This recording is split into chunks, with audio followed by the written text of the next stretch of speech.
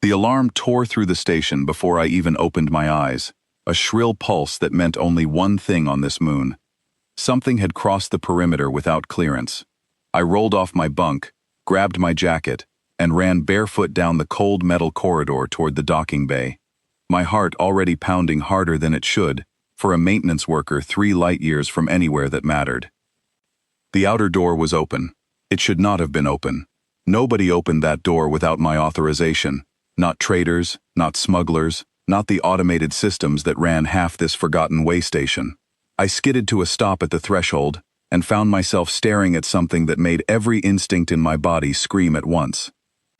She stood 9 feet tall in armor the color of a stormy sky, plates humming with a low charge that prickled against my skin from 10 feet away.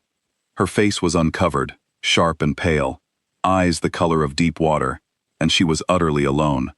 No escort, no fleet.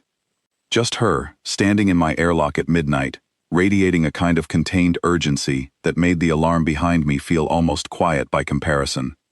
I knew what she was. Everyone in this part of space knew what a Voranthi looked like, even if they had never seen one up close. They did not travel without warships. They did not visit places like mine, places too small and too poor to matter. And they certainly did not stand in a stranger's doorway without a weapon drawn, waiting. "Human," she said, her translator crackling with static. An old model, patched together, and clearly not built for her voice. "I need your help."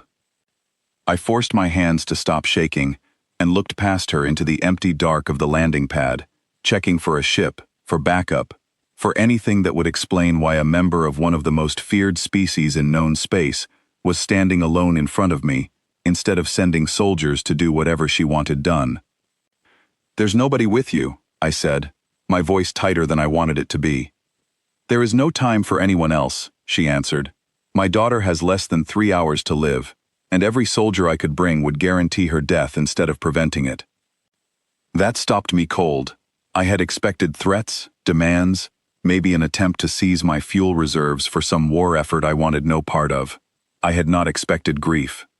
It sat behind her eyes, the way exhaustion sits in a person who has not slept in days, barely held back, barely controlled. "Explain," I said, stepping back to let her inside, my mind racing through every reason this could be a trap, and finding none of them satisfying.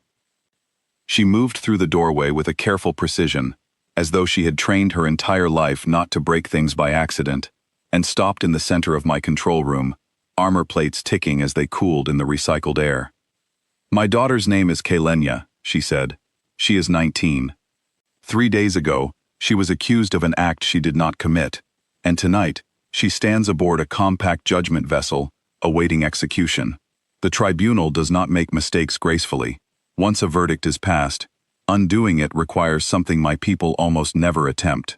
What does that have to do with me?"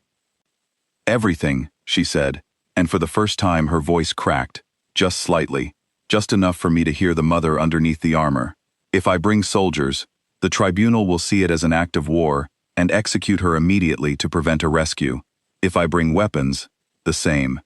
My people do not forgive intervention by force, but they have never encountered a defense built entirely from words, and I do not know how to build one.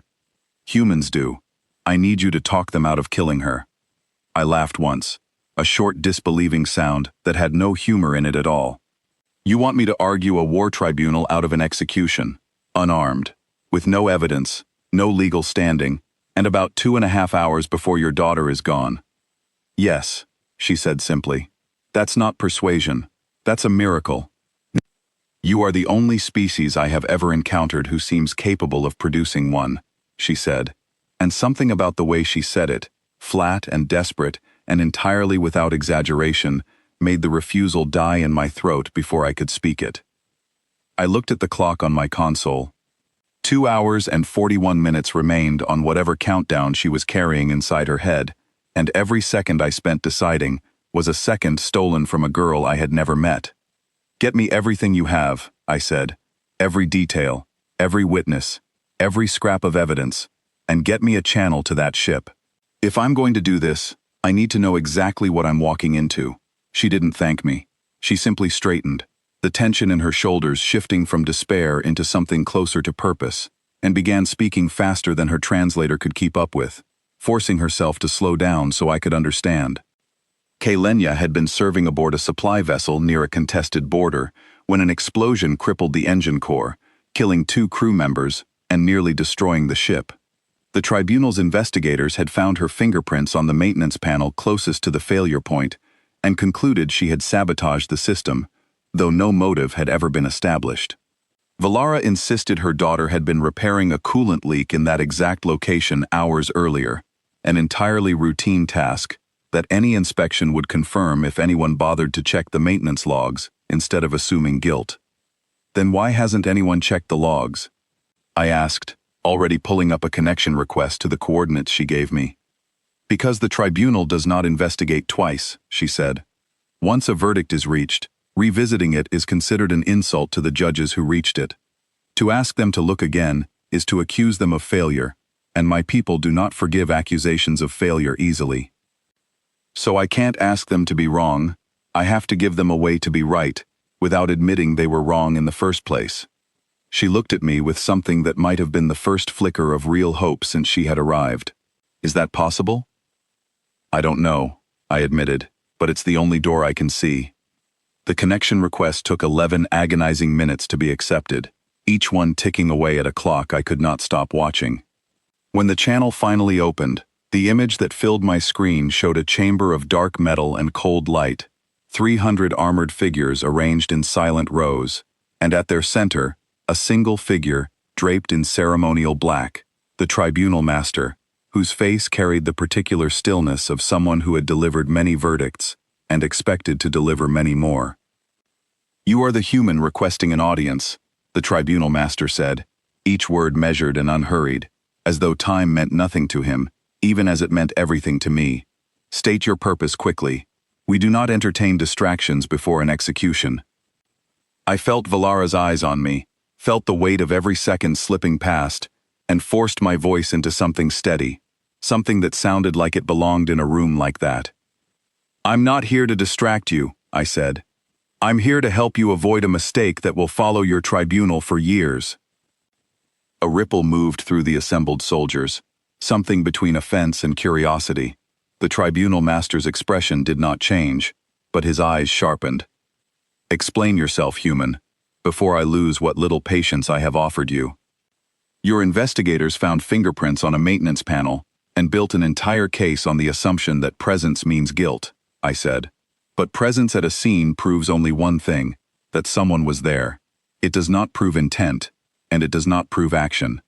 I'm asking you to look at the maintenance logs from 6 hours before the explosion, logs that will show Kalenia was assigned to repair a coolant leak in that exact location as part of her normal duties. Routine assignments are recorded, the tribunal master said. If such an assignment existed, our investigators would have found it. Would they have looked for it, I asked, or would they have stopped looking the moment they found fingerprints that fit the story they already believed? Silence spread through the chamber like something physical. I could see Valara beside me holding perfectly still, as though the slightest movement might shatter whatever fragile thread was holding this conversation together. The tribunal master finally spoke, his voice colder now. You accuse my investigators of carelessness. I'm not accusing anyone of anything, I said quickly, catching the danger in his tone and steering away from it before it could close the door entirely. I'm asking you to do something your tribunal is known for, thoroughness. If the logs confirm what I'm telling you, you lose nothing by checking, and you gain the certainty that your verdict was correct beyond any doubt. If I'm wrong, the execution proceeds exactly as planned, and you will have lost only a few minutes. It was a thin argument, built on nothing but the hope that pride could be redirected instead of confronted, and I watched the tribunal master's face for any sign that it was working, finding none. Bring the logs, he said finally, and the words landed in my chest like a physical release of pressure. You have earned a delay, human. Do not mistake it for anything more. The next 40 minutes were the longest of my life. Valara worked frantically at a secondary console, pulling records from a maintenance database 3 systems away, her hands moving with a speed that betrayed exactly how much composure she had been holding back in front of the tribunal. I stayed on the open channel, watching the assembled soldiers watch me back, feeling every one of their unreadable stares like a physical weight. When the logs finally arrived, They were exactly what Valara had promised. A clear record of Kalenya's assignment to the coolant system 6 hours before the explosion, time-stamped and verified by 2 other crew members who had signed off on the completed repair. I transmitted the file to the Tribunal Master and watched him review it in real time, his eyes moving across data I could not see, his expression unreadable behind centuries of practiced discipline. "This confirms her presence," he said eventually. "It does not disprove sabotage." My stomach dropped. I had expected the logs to be enough, had let myself believe for one dangerous moment that the hardest part was over, and now I understood that the Tribunal Master was not looking for reasons to doubt the evidence. He was looking for a reason to preserve the verdict he had already delivered. "Then let's talk about what would," I said, forcing calm into a voice that wanted to shake. "Sabotage requires access to systems beyond routine maintenance permissions. Does she have that access?" A pause, papers, or their digital equivalent, shifting somewhere off-screen. "She does not. Sabotage requires time alone with the system. After the failure to conceal evidence of tampering, was she alone with the engine core after the explosion? Or was she pulled into emergency response duties with the rest of the crew?" Another pause, longer this time. "She was reassigned to emergency response within minutes of the failure." "Then ask yourself what your investigators actually found," I said, pressing forward before the silence could turn against me. "They found a young engineer who was exactly where her job required her to be, doing exactly what her job required her to do, with no access to the systems needed to cause the failure, and no time alone with the wreckage to hide any evidence if she had. What they found is consistent with an accident, not a crime."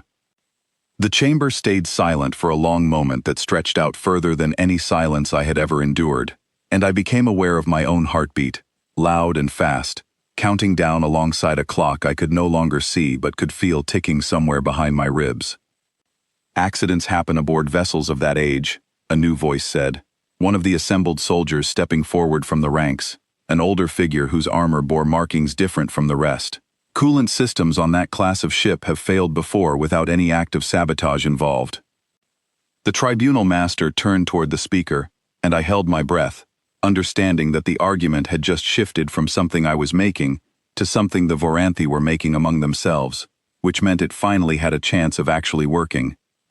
"You are suggesting mechanical failure," the Tribunal Master said. "I am suggesting we consider it," the older soldier replied, "before we take an engineer's life for a mistake that may not have been hers at all." More voices joined, quiet at first, then gaining confidence, and I realized with something between relief and disbelief that the room itself was beginning to turn, not because of anything more I had said, but because I had given them a version of events that let them reconsider, without ever admitting they had been careless in the first place. The Tribunal Master raised a hand, and the chamber fell silent again. He studied the logs one final time, then looked directly into the camera at me, his expression still unreadable but somehow less cold than before. "You have constructed a defense from nothing but words and records," he said. "I have never seen it done before. It does not mean I trust it." "You don't have to trust me," I said. "You have to trust your own logs, your own investigators' access records, and your own soldier who just told this entire chamber that coolant failures happen without sabotage. All I did was ask you to look at what you already had." Another silence, shorter this time, and then the Tribunal Master spoke 4 words that I felt in every part of my body at once. "The judgment is stayed." I heard Valara exhale beside me, a long, shaking breath that sounded like it had been trapped in her chest since long before she ever arrived at my station, and I realized my own hands were trembling against the console, adrenaline finally catching up to everything I had just done. "The matter will be reinvestigated properly," the Tribunal Master continued, "with full access to maintenance records and crew testimony. If the evidence holds as you have presented it, the verdict will be reversed, and Kalenia will be released. If it does not, the original sentence resumes." "That's fair," I said, and meant it, because fair was more than I had dared to hope for when the channel first opened. The connection closed, and the chamber vanished from my screen, leaving me staring at my own reflection in the dark glass, exhausted in a way that had nothing to do with physical effort, and everything to do with the particular strain of holding a conversation together with nothing but words, while a life hung in the balance behind it. Valara turned to me, and for the first time since she had appeared in my airlock, the desperation had drained out of her expression entirely, replaced by something quieter and far more complicated. "I did not think it would work," she admitted. "Neither did I said honestly. "I just kept talking because stopping felt worse than failing." "My people have a saying," she said, sitting down slowly, as though her legs had finally decided to stop holding her up through sheer will alone. "An unarmed hand cannot be trusted. I have believed that since I was a child. Tonight, an unarmed hand saved my daughter's life, and I do not know what to do with that belief anymore." "Maybe you don't have to figure it out tonight," I said, pulling 2 mugs from a shelf and filling them with the only thing I had that resembled comfort, strong dark coffee that had gone cold twice already, and been reheated twice already. "Maybe tonight you just sit here for 10 minutes and let yourself believe your daughter is going to walk off that ship." She took the mug with both hands, studying it the way someone studies an object from a world they have never visited, and for the first time since midnight, something that might have been a smile touched the corner of her mouth. "10 minutes," she agreed. "Then I have a debt to discuss with you, human, and my people do not forget what they owe." I laughed, real laughter this time, the kind that comes only after fear has finally released its grip, and looked at the clock on my console, watching the numbers that had once counted down toward tragedy now simply mark an ordinary hour on an ordinary night at the edge of nowhere. 3 hours later, a message arrived on the same channel, brief and formal, confirming that the investigation had upheld everything I had argued, that Kalenia had been released without condition, and that the tribunal master had personally noted the case as an example of thoroughness rewarded rather than pride defended, a small phrase that I suspected carried far more weight in Voranthi culture than it did in mine. Valara read the message twice before setting down her mug and standing, armor humming softly back to life, as though it too had been holding its breath. "I will return," she said. "Not tonight, and perhaps not soon, but I will return, and when I do, I will not arrive asking for the impossible. I will arrive to repay it." "You don't owe me anything," I said, though I understood even as I said it that she would never accept that answer, that some debts are carried regardless of what the person owed insists. "I owe you my daughter's life," she said simply, "and there is no version of my people's honor that allows me to forget that, no matter how many times you tell me to." She left as quietly as she had arrived, armor plates ticking against the cold air, as she walked back through the airlock and out into a night that had somehow, against every reasonable expectation, ended without tragedy. I stood in the doorway long after her ship had lifted off and vanished into the dark, thinking about how strange it was that the most dangerous night of my life had never once required a weapon, only words, and the stubborn refusal to believe something was impossible simply because everyone else assumed it was. The station fell quiet again, the alarm long since silenced, the clock on my console finally counting, nothing more urgent than the ordinary passage of time, and I realized that whatever I had expected from a life spent maintaining fuel lines at the edge of known space, I had never once expected it to include saving a stranger's daughter with nothing but a conversation and a stubborn refusal to hang up. I went back to my bunk as the first light of the twin suns began to bleed color into the dark sky outside, and for the first time in longer than I could remember, I slept without dreaming of anything at all, because for once, the only thing worth remembering was already real.